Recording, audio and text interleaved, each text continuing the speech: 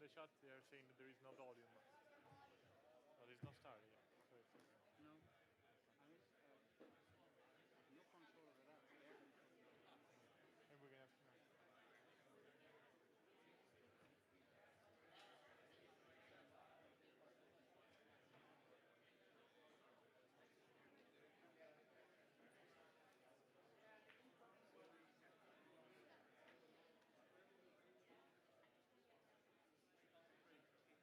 Hey Mac, on the chat they said there is no volume, but I think it's gonna start when they're gonna turn it on, right? Okay.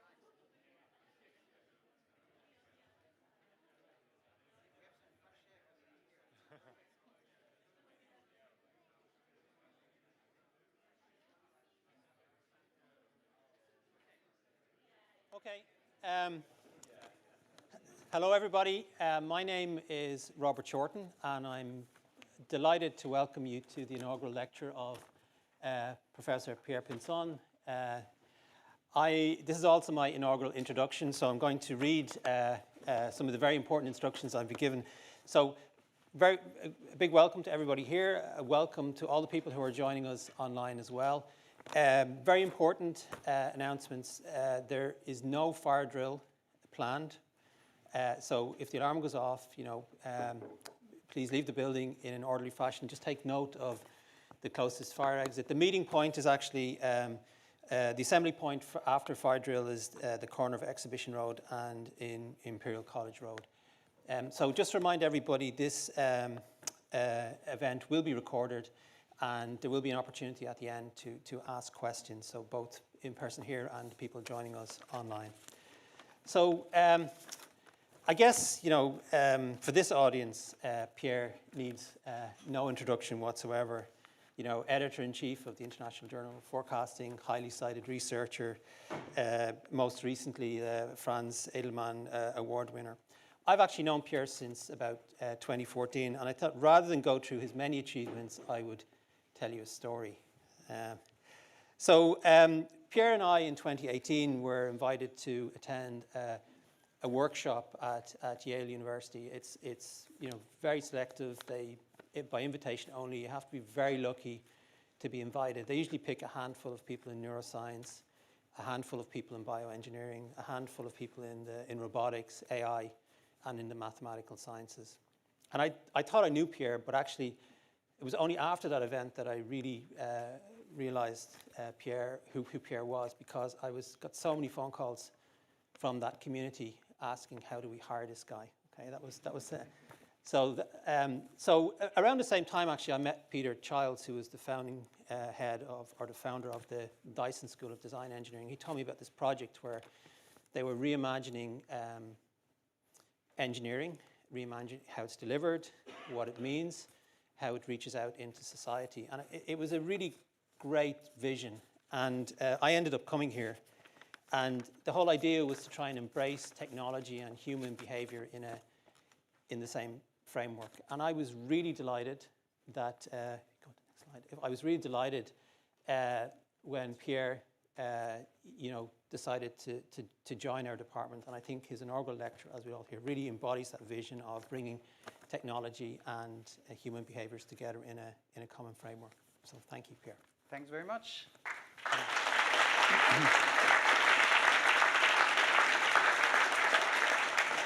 So thank you for being here today. Some familiar faces, some people I don't know yet, but I hope I will meet you again after today. That will convince you there's some fun stuff to do together. I want to talk about data, people, markets, and the energy transition. So I found this very interesting illustration recently. It's produced by Scribera, to give credits. And I was just thinking, that tells it all. So you have this big objective at the center, right? The energy transition. But then there's a lot of mess around, right?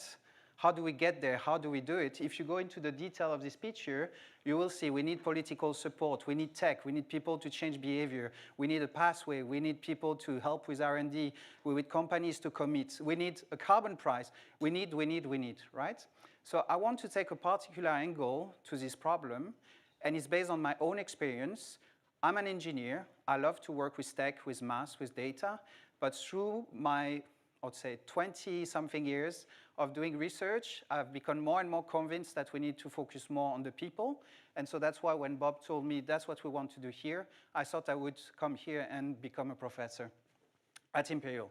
So let's go through that. I'm going to be a bit self-centered at the beginning because I would like you to understand who I am and why I'm working on these kind of things. So we'll go back in time so that I tell you a bit about why I work with these kind of problems and a bit about myself. Then forecasting, that's what I'm known for. So I want to talk a bit about forecasting, why it's so important. Markets, I've also done a lot for developing new market ideas for energy. So I think you need to hear about that.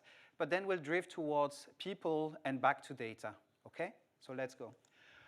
So back in time, when I was a kid, I've always been interested in wind. When I was a kid, I wanted to be a meteorologist. I wanted to sail. I wanted to predict the weather. So it came all together eventually in my life. And also, I was very interested as a teenager in these things that were called wind turbines. And I was in a country, France, that didn't care at all about wind energy. They cared a lot about, nuclear energy more than wind energy. So I thought I would go study abroad because in Denmark or in the Netherlands, they would care more about that. But eventually, I studied applied maths and engineering. Though eventually, I was very lucky. After studying in the Netherlands, because I wanted to get closer to these people who do wind energy, I was lucky enough to be offered a PhD to do some forecasting for wind energy in France. So I went back there and had amazing opportunities for networking, to do some cool research, and also had the amazing supervision of George Kainiotakis, who could not be here today. I hope he's online. And so that started my career with energy forecasting and all these aspects we're going to discuss. But then you could say I've been even more lucky because I said I needed to go up north to work with wind energy, and that's exactly what happened. I moved to Denmark, and I was given a very nice environment. I went to this place called DTU, the Technical University of Denmark. They've been very good with supporting my career. I've been a professor, associate professor in 3 different departments: electrical engineering, maths, management science. I was given access to data that no one else had in the world. So you can see here, for instance, this offshore wind farm at the top, and this weather radar that I got installed on the accommodation platform at this offshore wind farm. And we've been collecting data sets that no one else could see in the world, right? It was the first large offshore wind farm in the world, the first weather radar installation at an offshore wind farm in the world. So I had amazing data. For a mathematician who wants to play with data, if you're the only one in the world who has access to this data, it's like gold, diamonds, whatever you want, and then you can just play with it. I also had excellent students and colleagues, and I think all of that made that somehow I was lucky enough that Imperial wanted me here. And so now I'm also lucky to be here so that I can continue my research. I was also very lucky to get a lot of support, a lot of collaboration, industrial collaboration, a lot of funding from different kind of bodies, industry directly. And many institutions hosted me over the years. So University of Oxford, ECMWF, that's based in Reading, the Isaac Newton Institute in Cambridge, University of Washington in Seattle, etc. So I have to say thank you to all these funding bodies, and these different institutions. And also I have to say thank you to a company that allowed me to work with them on a very, very part-time basis, but that allows me to keep contact with industry and the real problems there. I also have to say thank you to lots of people. I've seen many lectures, now inaugural lectures. People tell about their postdocs, their PhDs, all these cool projects they've been doing together. I've had very many of them, junior collaborators. I really enjoy working with junior collaborators. So it would be difficult to have individual pictures for everybody. I think if you go on Scopus, you will find that I think I had 400 collaborators over the years. So that would be a bit difficult to put everybody there. But thank you very much. Thank you to my family also. And now we're going to discuss science, all right? Right, so there's something that I've been discussing with many colleagues in industry and academia alike for some time. It's something, we have to stop linear thinking. We have to project ourselves into the future. The future energy system is going to be weather-driven, like really weather-driven. Everything is going to be weather-driven. Traditionally, people look at the electric load, the energy we consume, as being weather-driven. because of, you think of heating, for instance, if you have electric heating, when it's winter, the temperature is lower, so the electric load increase. But in the future, we want to have most of energy sourced from the weather. The load is influenced by the weather, and even the capacity of the grid to carry energy is influenced by the weather. So we released this data set in 2017, where we said that, you have this data set now where you can just play at what it's going to be in the future, where we have a purely weather-driven energy system. So you can make some funny animation, you can make a lot of simulation, and you will see that in the future, all the flows of energy, everything that's going to happen on the power and energy system is going to be weather-driven. Great, but so if it's influenced by the weather, I have an easy link to forecasting.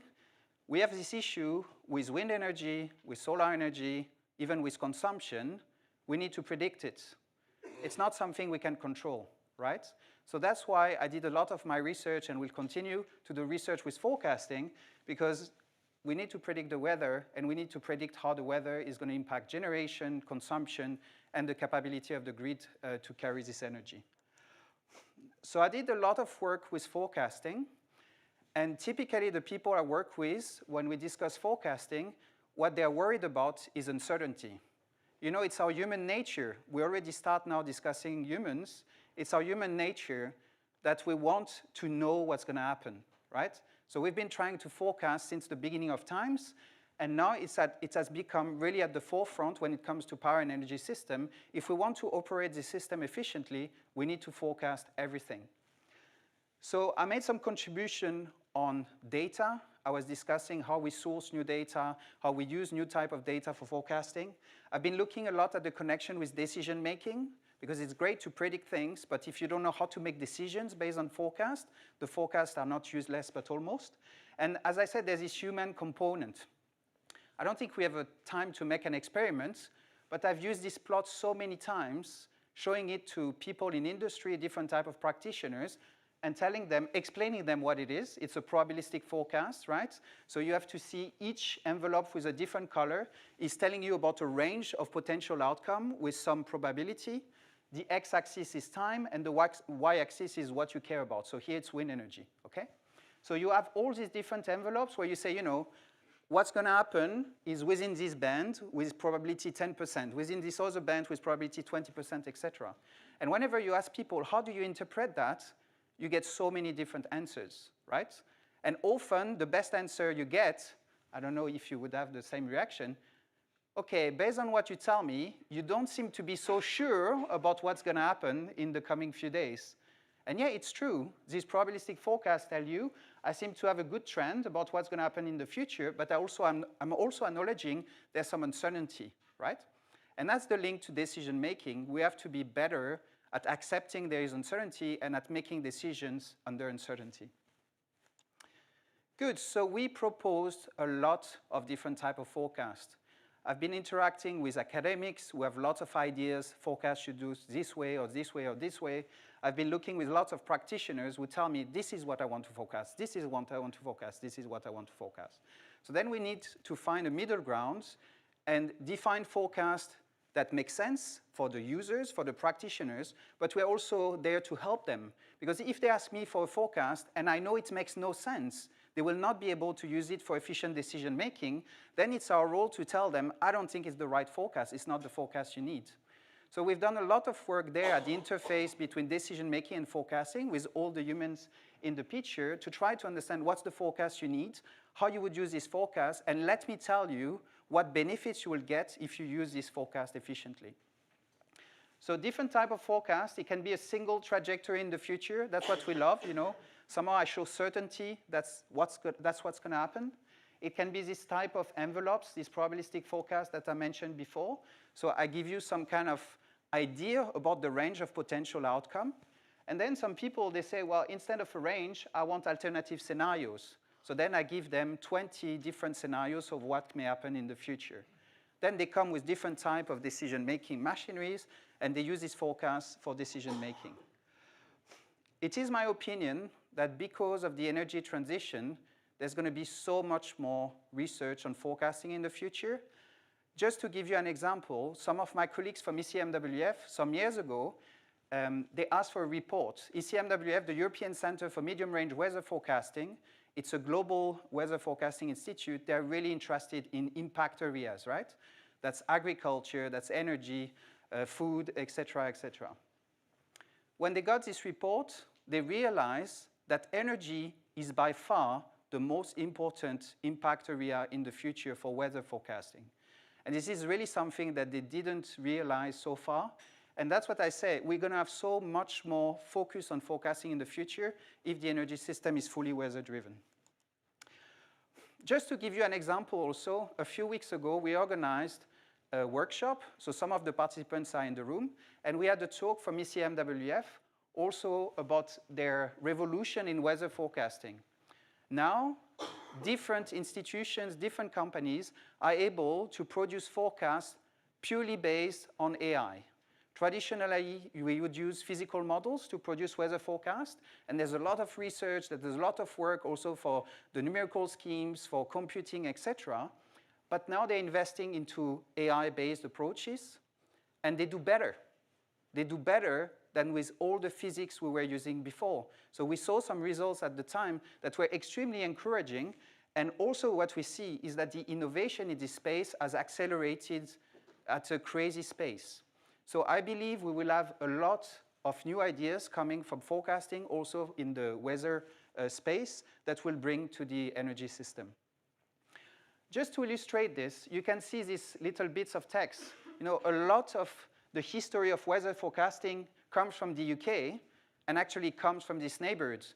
Maybe most of you know that the building where the Dyson school is was the headquarters of the Met Office 100 and something years ago.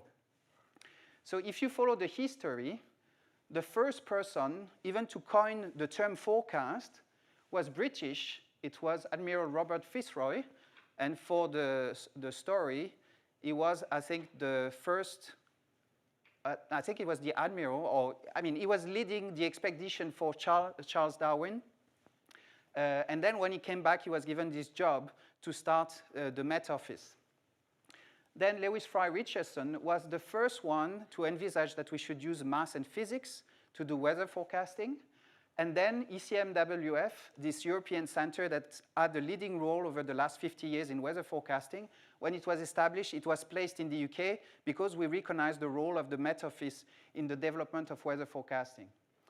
But since then, you see, in the last 2-3 years, there's so much going on with AI in weather forecasting. So really, things are accelerating now. Let's move on to markets. I hope I convinced you that forecasting was important. The other thing I've been working on is electricity markets. Why? Because it has become the platform for exchanging energy, and it has also become the platform to somehow decide how we're going to operate together the power and energy system. And there's something very interesting with electricity markets, which is also one of my motivations for being here. They were first pushed forward in the UK, so 20-something years ago, 30 years ago. But now UK is also one of the first countries this year to realize we need to talk again about electricity markets. Maybe we need to revisit what's going on there, the basic principles. And this is something we want to work on at the interface between data, people, and what these markets are about. So that's what I want to discuss.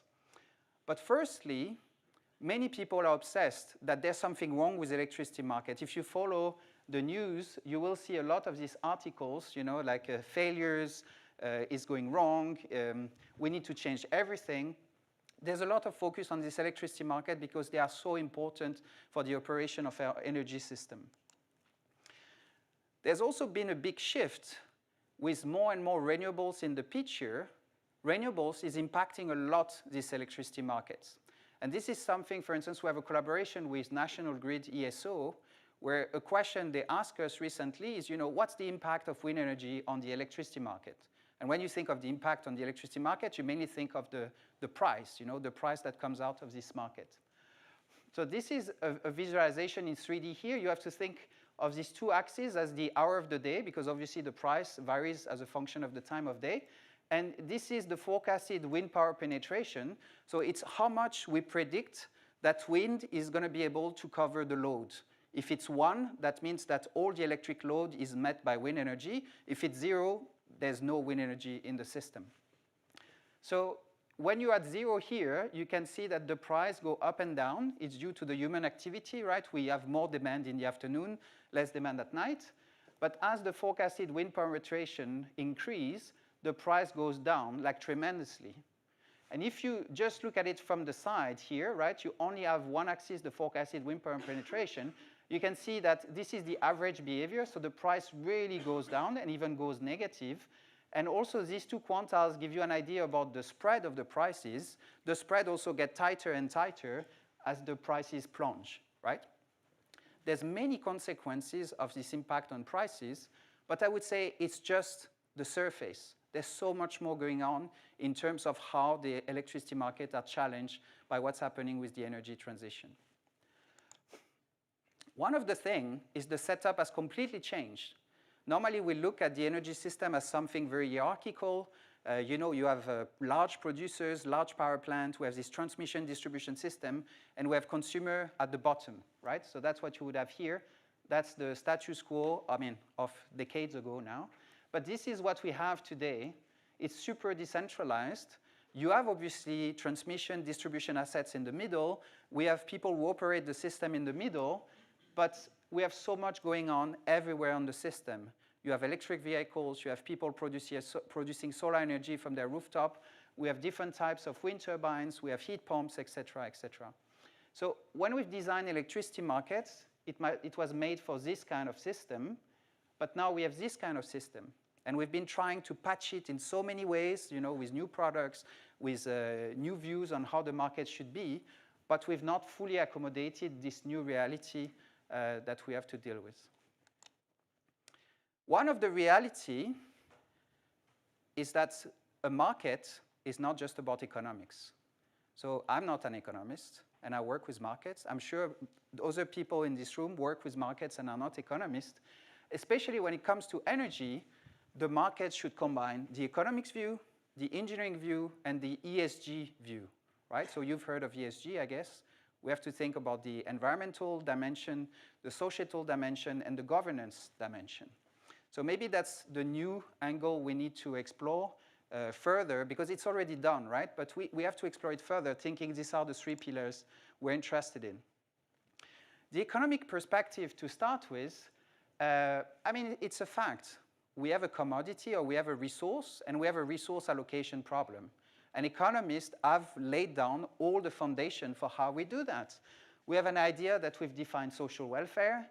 We have an idea of how we're going to deal with a supply curve, right? So different people are ready to produce energy at different prices.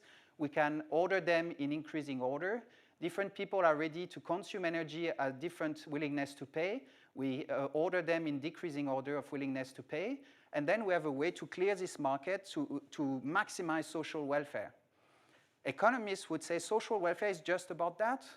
There's a surplus for the producer, there's a surplus for the consumers. It's just about surplus. But if you talk to people from the social sciences, they say social welfare is not just about that. It's also maybe a feeling of fairness. It's a feeling of being somehow treated well in the way this system is providing me with the primary need, right?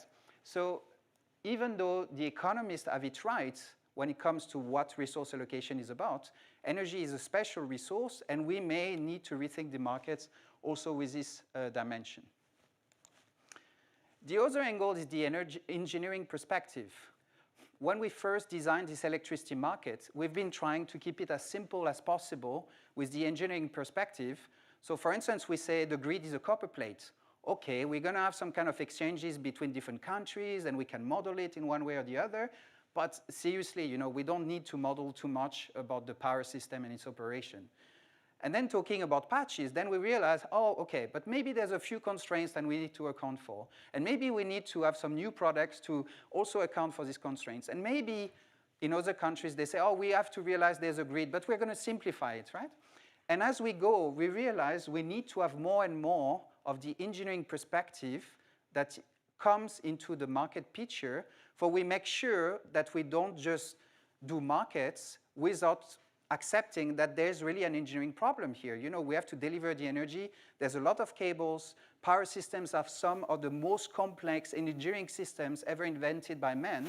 If we don't account for that in our economics layer, maybe we're missing something in the big picture.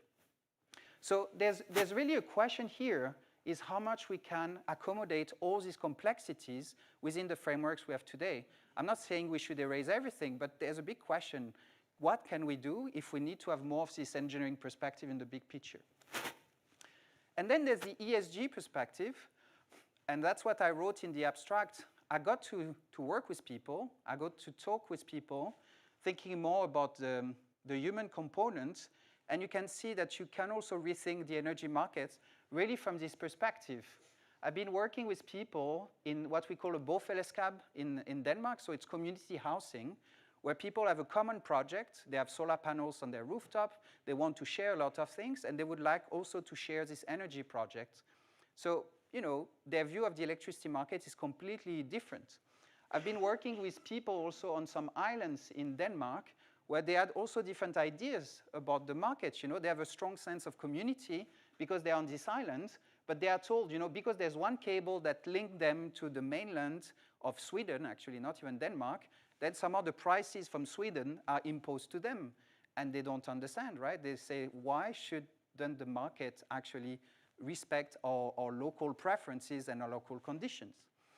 And it's the same story if you go into cities. So this is a development in Copenhagen where there's some new housing, some new businesses and industry. And actually they were very interested in developing their own local electricity market, their own system to encourage having a common project for energy system development. So a market there would be a mean for them to have a common project to develop their energy system and a common view of energy system. Some people say there are other aspects like energy poverty and energy justice. Some people up north work on it. Some people in Oxford work on it. I don't do so much work on it. But this is something that we don't have so much today in the electricity markets. So I already started touching about the people, but I want to say more, even more about the people.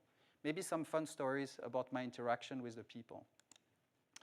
There was this project, so that's when I first became professor. I should say, this is not my first inaugural lecture. I gave my first inaugural lecture 11, 12 years ago when I was appointed professor in Denmark. And one of the first projects I worked on was called EcoGrid, and it was on this small island. And the idea was to design a market for demand response. So the idea of demand response is that since the energy production is weather-driven, we would like the consumers to adapt to that, right? So it shouldn't be the production that adapts to the consumption, it should be the consumption that adapts to the production. And they wanted to do it through prices, because people are, you know, homo economicus, they're going to react to prices. So they say, Pierre, can you design a market where they're going to have a set of prices so we get people to adapt their consumption as a function of how much renewable energy is available, right? Sounds like an easy task, right? I thought at the beginning it sounded like an easy task. There was a lot of work, so we had to install tech at nearly 2,000 installations, households, little businesses, little industries. Then we had to design and evaluate this complete market, and we had to manage a lot of stakeholders with their own interest, okay? And then on a Monday morning, I receive a phone call from the system operator in Denmark who tells me, we spend so much money, Pierre, we don't even know if the system works. We don't even know if the data we receive is correct. We don't even know when you send prices if people actually react or not. We don't even know if the controllers are tuned the way they should. So how can you actually develop further all the methodologies so that we really understand what's going on with this system? And that's where we started talking with people. There were problems with the system, but a lot of the problems were also with people tampering with the system. People were moving the sensors in their house to make sure that they would be able to do more of what they want to do, right? So they would affect the controllers. Some people were saying, oh yeah, we're receiving prices, but I changed the preferences, so I asked the system not to react to the prices. Like, but that's the whole purpose of the experiment. And then we were having complaints also from people where they were telling a story about problems that they were saying they were having in their household, but when we are analyzing the data, there were no problems. So they were saying, for instance, it's always cold in the evening. We're like, we have temperature sensors in your house. It's not cold. Yeah, but I feel cold. And I know it's because of you, because you're changing the price, and now my heat pump doesn't work the way it should. So there was a strong human component in this experiment.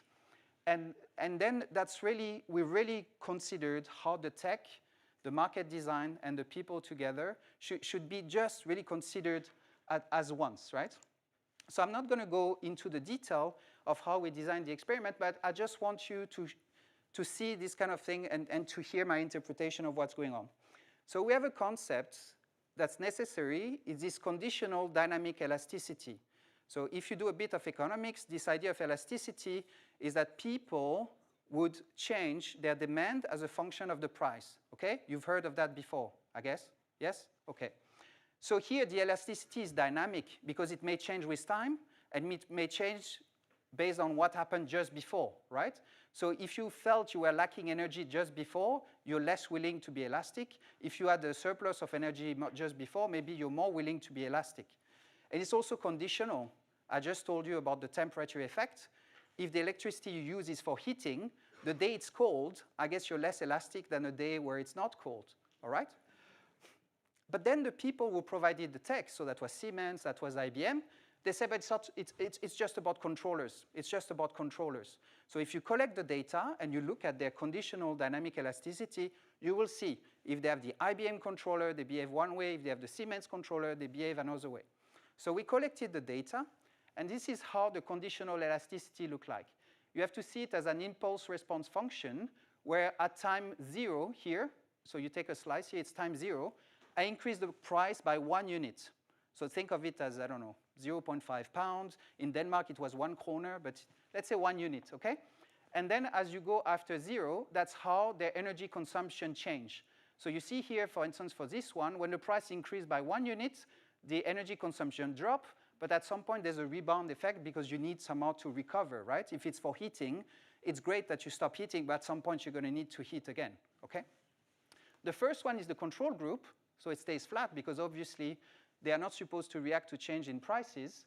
And then, you know, these are different techs. There are 3 different controllers, okay? So that's what they expected to see. But then we said, can we not just do pure data-driven clustering? And when you do pure data-driven clustering, you have some other response functions that appear. And then when we talk to the people, we realized that was related to their behavior. I was telling you people were fiddling with the controllers, with the sensors, etc. And so actually you had 2 stories about this response function. One that was tech-driven, and our colleagues at IBM and Siemens, they loved it because, yeah, that's what the controller is supposed to do. So this one is a model predictive controller, and this one is an hysteresis controller. And they were like, that's what it's supposed to do. But then when we showed them the purely data-driven clustering results, they were like, that's not what it's supposed to be. So for instance, here you would expect with this hysteresis controller that you have very consistent response for everybody. But as I say, when we do it purely data-driven, this was not consistent at all. This was maybe an average we would observe that they like, but you would have separate subgroups with different people behaving differently. Okay, I have to be careful with time.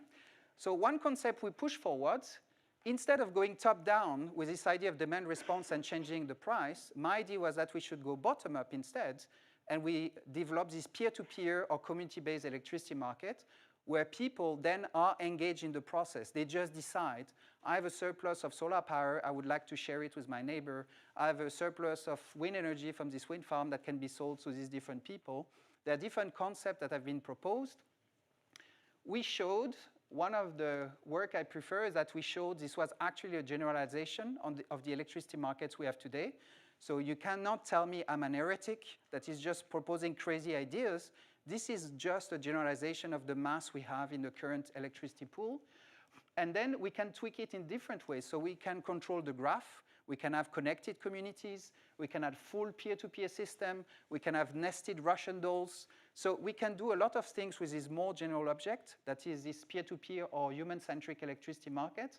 But there's a lot of work in terms of optimization, in terms also of regulation to get these things moving forward.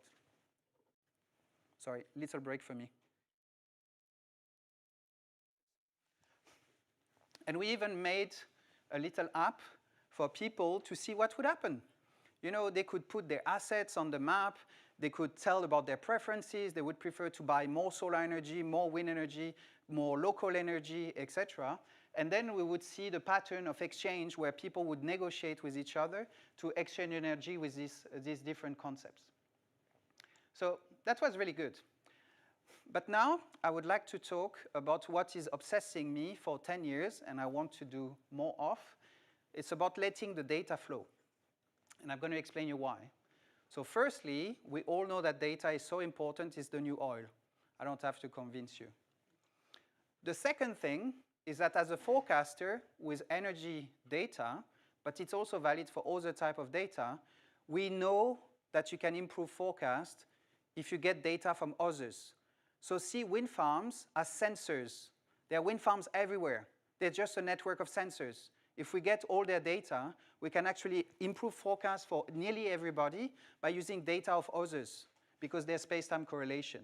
So there were studies in Denmark, in the US, everywhere that showed there would be improvements if having some kind of data sharing, right? And then there's always more data. So it's not just the wind farms that are sensors and get data. I told you I've been installing a web, not myself, by the way. I didn't have the right security clearance to go offshore on this platform to put the radar. But we've been collecting data from weather radars. There are people now installing LiDARs on wind turbines. You have all these SkyCam images for solar panels. And then we have super high resolution weather forecasts that you can run here at Imperial College, right? We can today, with this weather forecasting revolution, most of us can run super cool weather forecasting systems. And so in the future, different people could just provide different weather forecasts based on their own computer. So we have so many different types of data, data sets, data sources that are becoming available. And it's really cool because I go back to this. I want to be able to monitor and predict the whole energy weather for the whole Europe. By the way, apologies, UK is not connected here. Oh, you were waiting for that one, right? So this is because of historical reason. For those who are power engineers, they know that traditionally we have this UCT system that was about continental Europe. And then when it was extended, obviously the UK is part of it. Okay, now UK has decided, you know, to retract a little bit from the connection to Europe, but still connected. So the traditional data sets, if you go for the UCT data set, this is continental Europe. It's nothing against UK, it's just the way it is. Good, so I will extend this data set promised to have the UK there for the grid, but the weather forecast and everything is there, no worry. So I want to do that, and I actually applied for an ERC grant 10 years ago to do this kind of thing. You know, we wanted to be able to monitor and predict the whole energy weather for the whole Europe.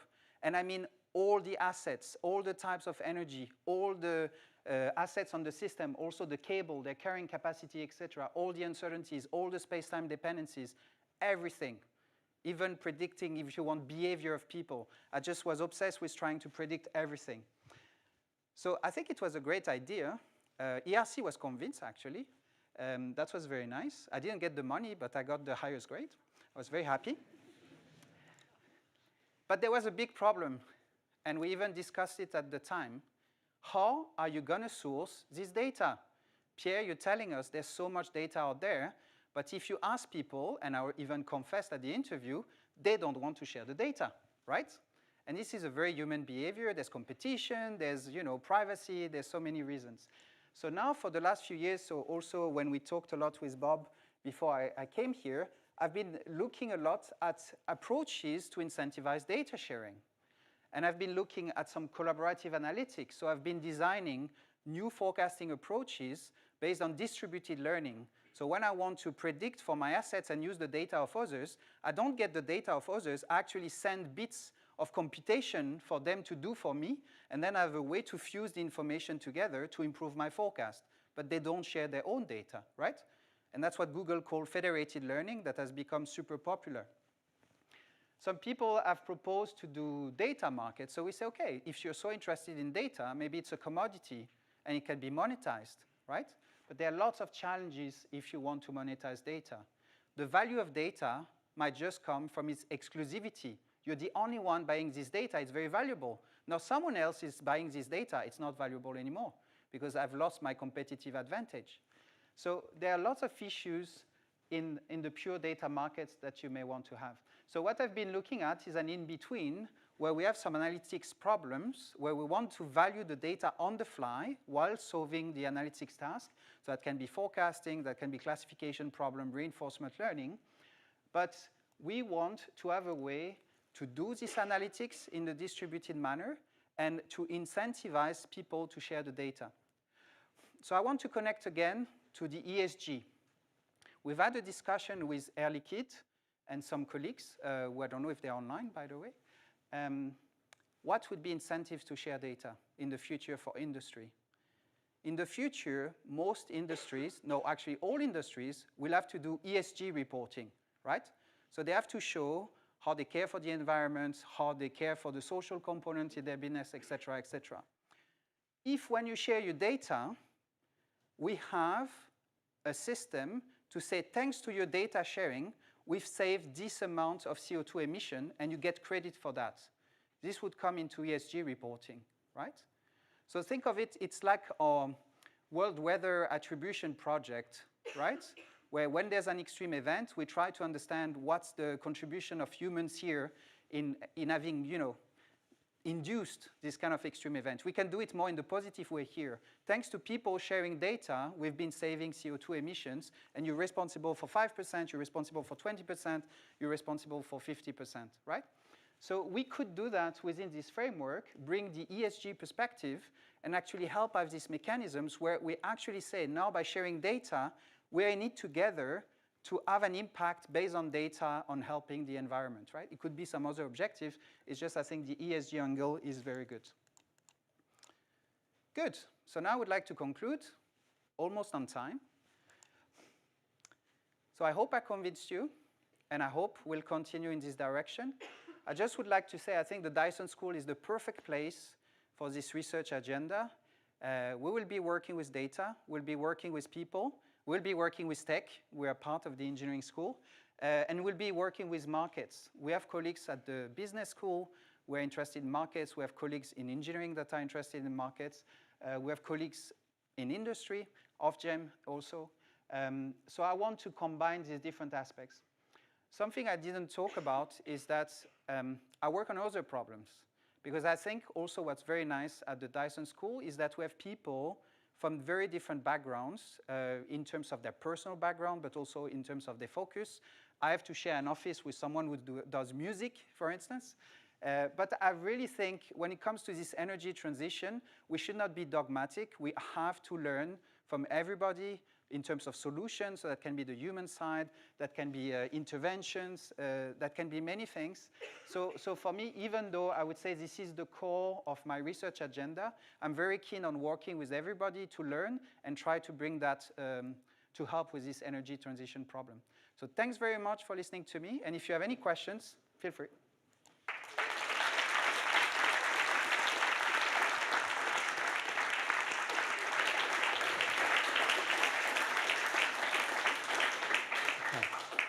So I would like to invite questions, first of all, from the audience. Do we have any questions?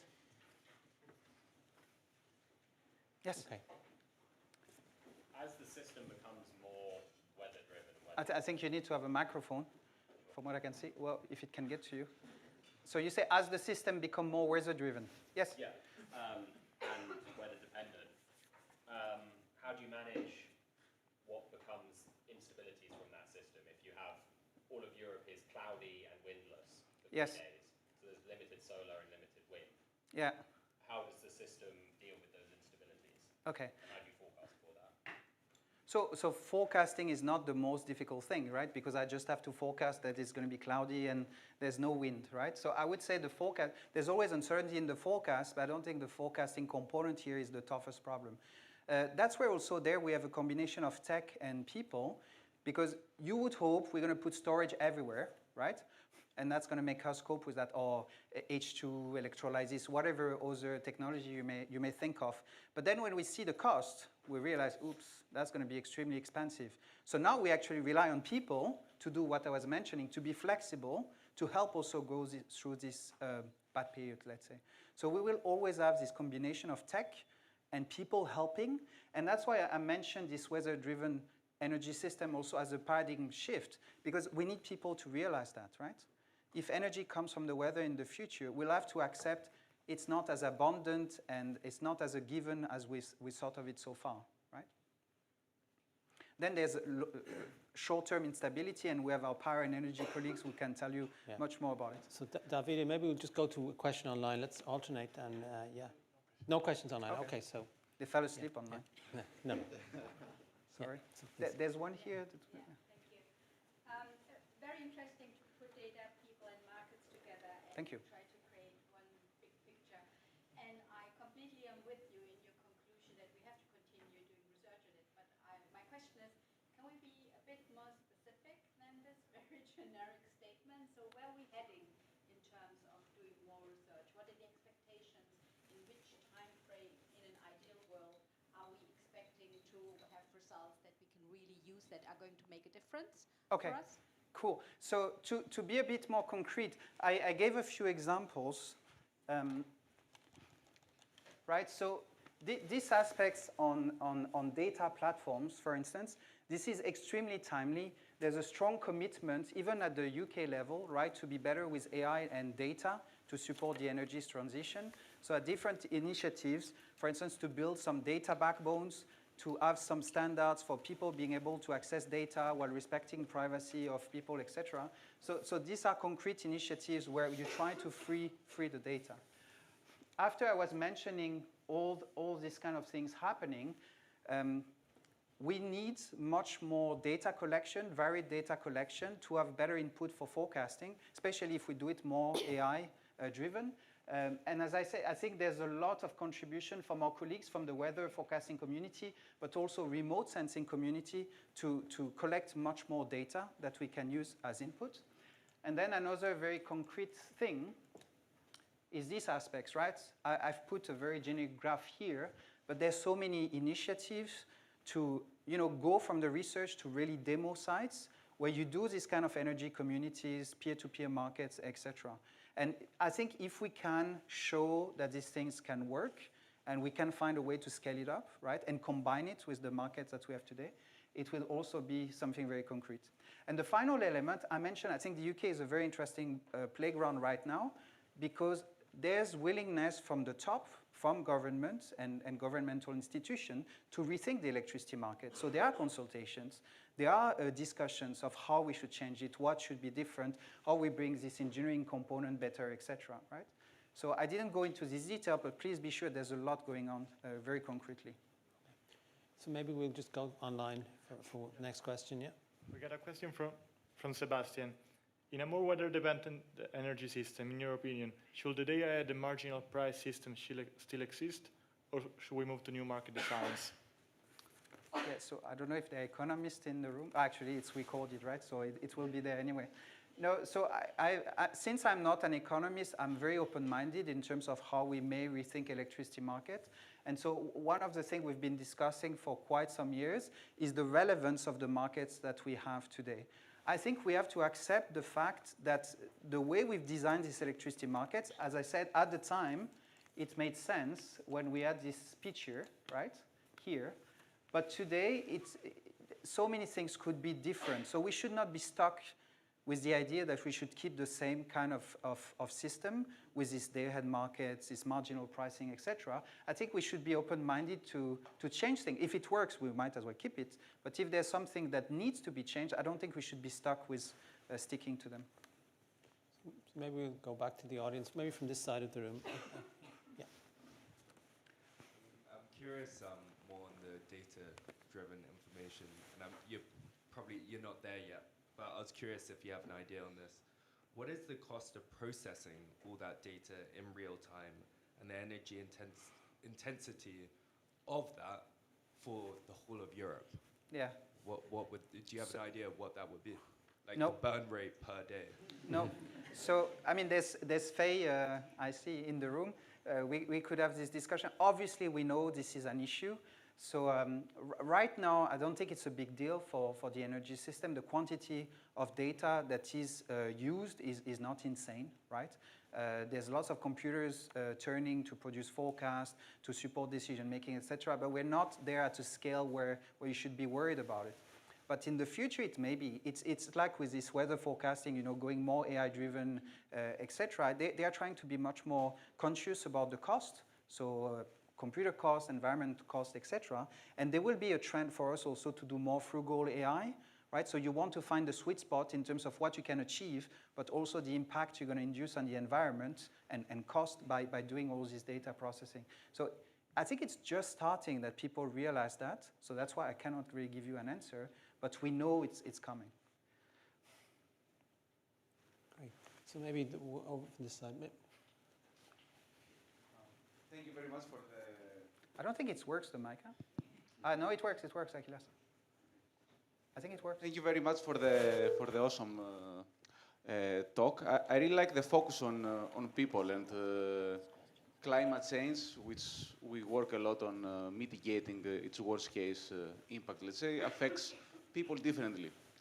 In your opinion, how do we ensure that, in quotes, no one is left behind? For instance, I tried to explain to my father dynamic pricing and adapting our house consumption to real-time markets, and he's like, okay, I don't want to mess with this. I don't want to gamble when I'm gonna take a shower. Yeah. What can we do to actually, let's say, communicate these benefits and ensure that they're clear and understood by everyone? Okay, so that's a bit of a Pandora's box, and that's what I was mentioning also here with this project. You know, my conclusion from all this interaction with these people is actually it's fair. It's fair that they don't want it, right? So it's actually our job to be at the interface between the tech and the human behavior to say how do we get the benefits from truly going for dynamic pricing while making sure that these people don't feel exposed, because now you spread the risk on them, right? They are the ones exposed to volatility, etc., but they may not want that. So we could come always with some also tech-focused ideas. So you design insurances or hedging products or whatever, but again, people are not so geeky that they're going to hedge themselves for the price of the electricity on a day-to-day basis. So I have to say, we have to accept this as really relevant feedback, because when I hear so many engineers, economists saying, oh, they're just going to have to accept it. That's the way the price is going to be in the future. I don't agree. I think we could do it differently and find the best way to get the benefits without people not, feeling threatened, right? So we have one question online, and then we'll go up. Yeah. Yeah, we got one question on data-driven approaches for practitioners. Since data-driven approaches are mostly black box to system operators, how do you foresee data-driven energy system security?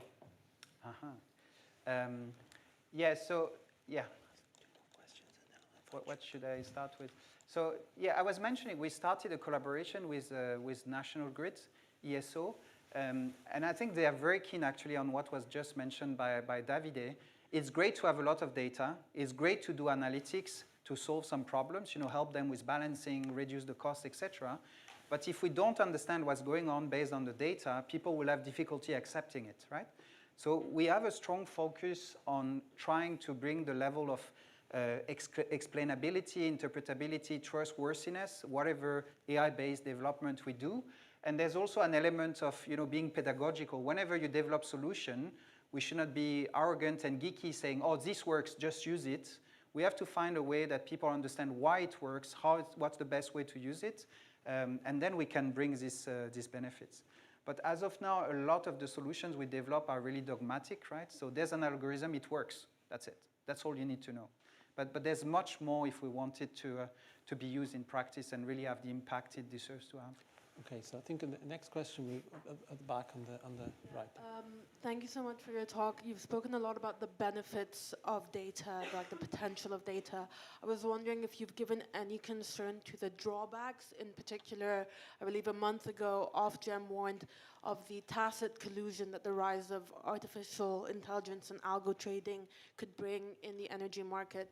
In your opinion, how big is this threat of collusion enabled by AI in energy markets, and are regulators prepared for this threat, and what should they be doing? Sorry I smiled because we had a discussion about it yesterday. I'm sorry, but I don't agree with the big picture with this. The risk is not worse than before, I think. The risk is different, I totally agree with you, but it might be more an algorithmic risk, you know, that some algorithm will get in sync when they do high-frequency trading, for instance, but it will not necessarily be some kind of collusion. It might also be purely algorithmic, that they go in sync in a wrong way, right? So, I mean, sorry, but we're going to try to have this discussion with Ofgem and with others. There's so many other risks that are much worse than that, sorry to say. This is one risk, we have to accept it, but this risk is already there without AI, okay? But with data and AI, there will be other risks in market that I think are more important. So, sorry? What are the risks that are more important? But so we're talking about people, for instance, there's all these aspects with privacy. I think people may also push back because they feel that the overusage of data and algorithms is exposing them, right? So this is a very basic risk. A very basic risk is also energy retailer are going to say now, so not dynamic pricing, but offering, you know, you always get this suggestion for new contracts for the next year, etc., based on some AI, but there's no auditing, there's no justification what's the right tariff for you, and many people may feel they're being used and fooled, right? So I think this risk, in the first instance, are worse than this potential AI-based collusion, you could say, in the electricity market, sorry to say. So I think we have one final question from this side, and then we'll go to the vote of thanks. Okay. Sorry, Michel. Hello. Can you hear me? Yeah. Yeah, good evening. That was a very interesting talk. Now, what portions of these decisions are, say, you know, Eurocentric? What part of Europe is built into the kinds of models you've done? Is there any learning for the rest of the world? Sorry, you say Eurocentric? Meaning, so most of these decisions, the data, and since even people are involved, right? So the models you would develop would involve, say, the socio-economic state of, and even the technological state of Europe in these models. Are there any lessons we can translate to the rest of the world? I mean, I don't think there's so much about, I'll say, no, okay, let me think for a second. I think that there's a lot of the things we want to do that are related to the capabilities we have in Europe right now, because we are early with having so much wind energy, etc. We're early with the AI. We're early with discussing regulation with data and AI, etc. So yes, it's true. There it's very Euro-UK centric, right? But that's what I also really love. At Imperial, we have a global platform. We discuss a lot with colleagues in China, in Brazil, etc., about what's happening. So I think today, you know, it goes very fast. We can really communicate what's happening. The problem might be regulation and tech adoption is slower, right? But at least I think we can go very rapidly for global impact with whatever we do in this space. It's easier than in some other fields, I think, right? So thank you, everybody. I think we will invite Dr. Jalal Kazempour to give a vote of thanks at the end of the night. Hello, everyone. What a great talk, Pierre. It was amazing, as always.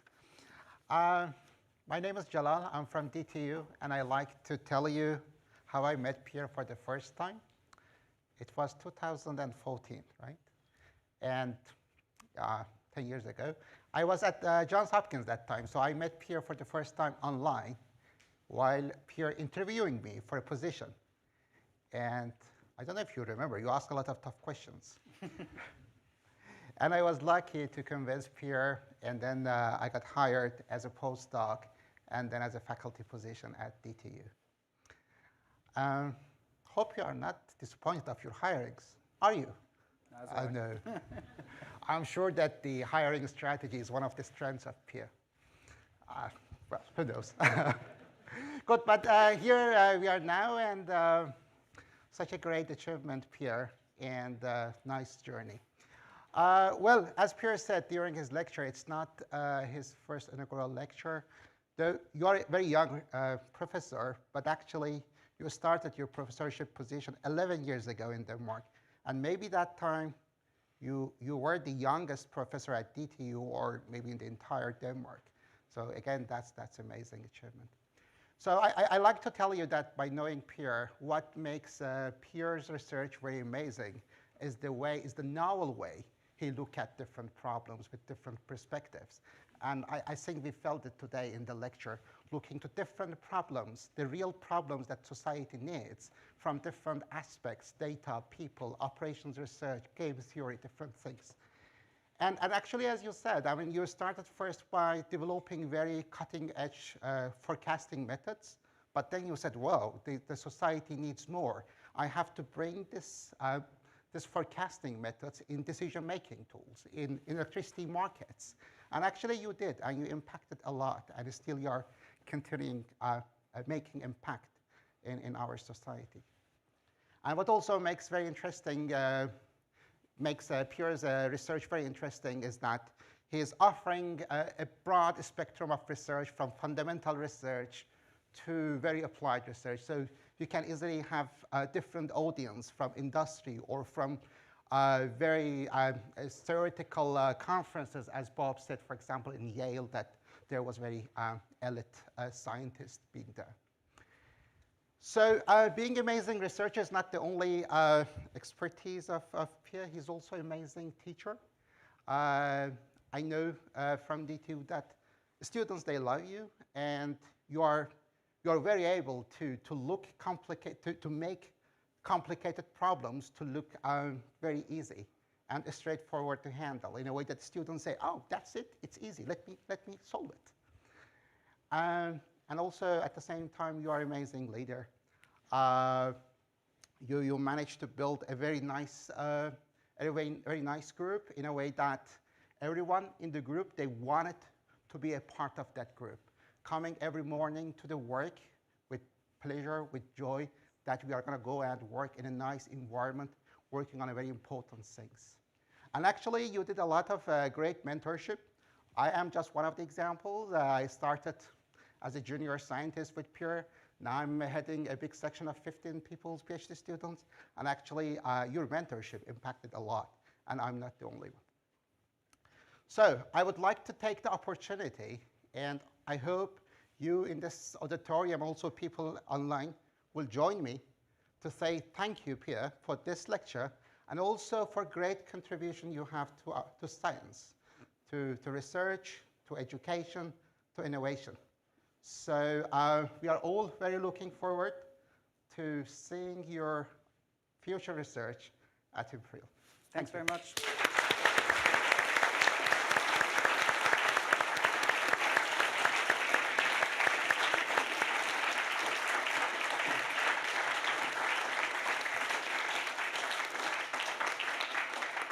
So thank you, Jalal, and I'd like to